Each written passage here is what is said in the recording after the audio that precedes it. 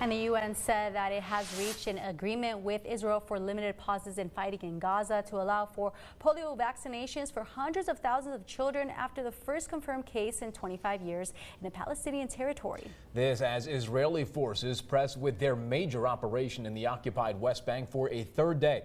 NBC's Matt Bradley reports for us from Tel Aviv. So Israeli military is continuing their operations both in the Gaza Strip and in the West Bank, where there's a sprawling operation that's now in its third day. The Israelis have said that they've wrapped up their operation in the Al-Farah refugee camp and in the city of Tulkarm.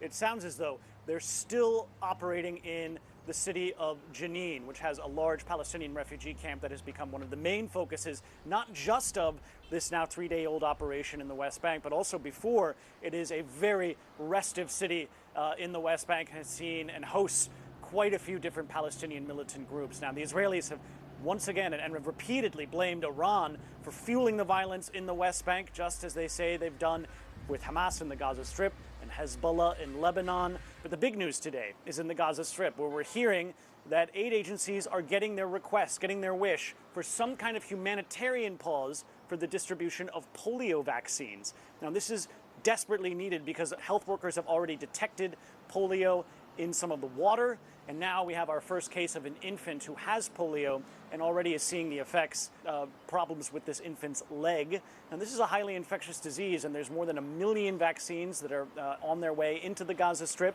Now, because of the fighting and because of the poor sanitation and malnutrition in the Gaza Strip, there are very real concerns that polio could once again become a widespread problem there.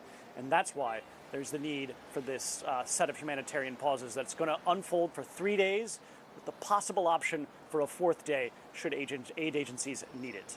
Matt Bradley, NBC News, Tel Aviv.